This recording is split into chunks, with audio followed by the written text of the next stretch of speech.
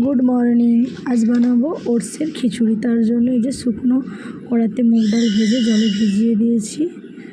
এখানে গাজর কুচি, বিনস কুচি, কাঁচা লঙ্কা, পেঁয়াজ কুচি কুচিয়েছি। এখানে ওটসটাকে কড়াতে ভেজে নিচ্ছি।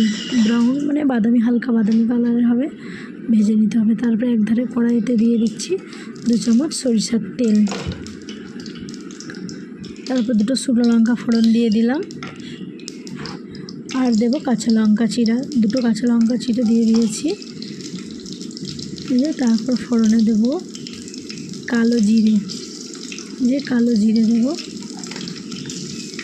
এই ওটসের খিচুড়ি খেতে খুব সুন্দর, বড় ছোট বয়স্করাও খেতে পারে, হেলদি টেস্টি।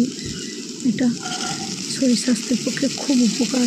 ওটস বিনস দিয়ে দিলাম, পেঁয়াজ দিয়ে দিয়েছিলাম, লাল মির্চি দিয়ে সবজিগুলো একটু লাল লাল ভাজা ভাজা হয়ে যাবে। তারপর দিয়ে দেবো গাজর কুচি, গাজরগুলো দিয়ে দিলাম। এবারে লাল লাল হয়ে গেছে, একটু হলুদ আর নুন যাবে। এই ওটসের খিচুড়িটা আর কিচ্ছু যাবে না, জাস্ট নুন আর হলুদ যাবে। তারপরে দিয়ে দিলাম ভিজিয়ে রাখা মুগ ডাল, নাড়াচাড়া করে নিচ্ছি। নাড়াচাড়া করে গরম জল দিতে হবে পরিমাণ মতো, কারণ মুগ ডালটা সেদ্ধ হবে তার মধ্যে। মুগ ডাল দিয়ে তারপরে ওটস দিয়ে দিয়েছিলাম। ঘরের গাওয়া ঘি দিয়ে দিলাম। তারপর 1 চামচ গাওয়া ঘি দিয়ে দিলাম। হেভি টেস্টি হয় এটা, সকালে ব্রেকফাস্ট খুব সুন্দর।